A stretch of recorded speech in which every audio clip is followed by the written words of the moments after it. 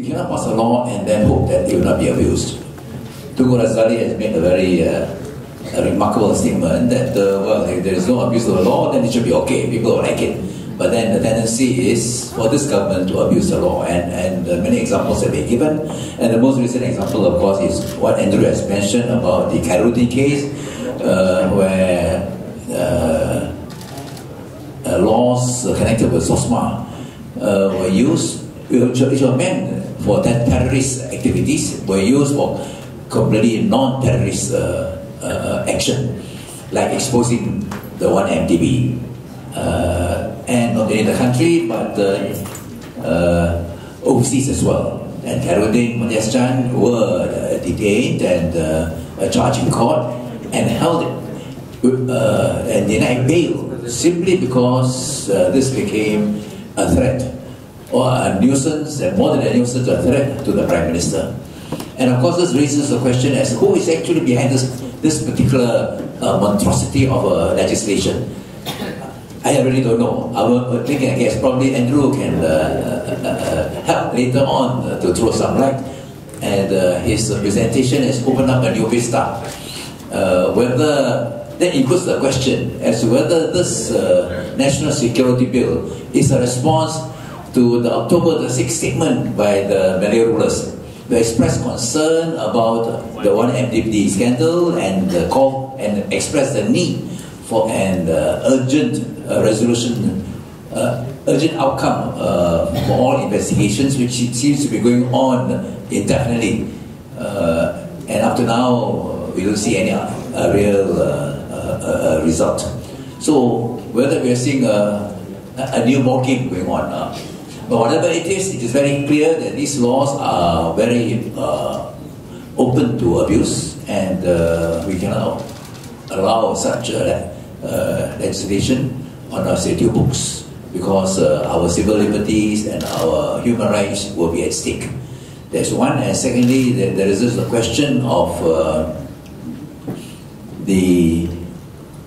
I was used the description of like a thief at night. A thief at night where the bill was passed, not just an indecent and unholy haste. It was definitely a very rushed job. And I would imagine that the MPs were in the dark. And I also imagine that the ministers were in the dark, because it is unthinkable that they can agree to a measure which will remove the very rationale for their existence. And these are very, very far-reaching bills. I'll just quote one or two sections to show how far-reaching and how dangerous and monstrous it is. The question of the National Security Council shall have the power to do all the things necessary or expedient for or in connection with the performance of its functions, which I already said. There are 4 functions, and declaring an area as a security area is only one of the 3 functions.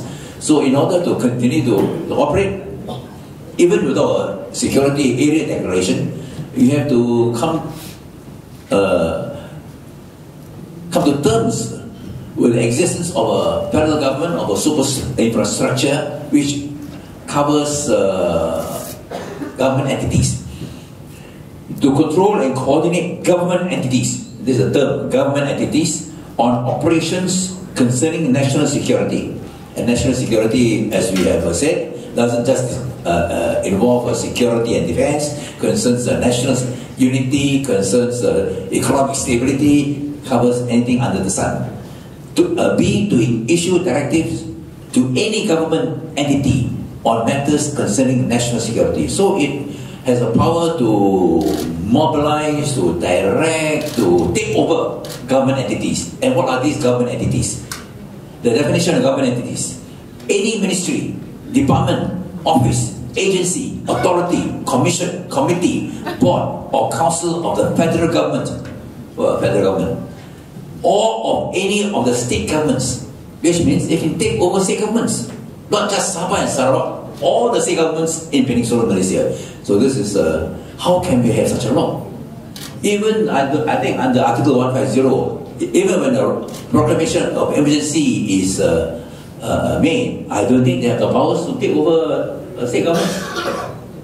only 100 government entities. So this is completely a new development, a new erosion of our basic constitutional rights. So I think this is this is why I say we say it's the most monstrous and pernicious law, which must be challenged every step of the way.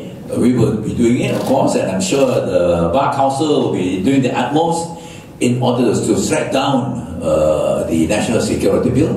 And of course, the best thing will be if we can force every member of parliament. We must probably force every member of parliament in order to explain why they support this bill, why they vote for it. Every minister must be also made to account for it. So I think that would be one step,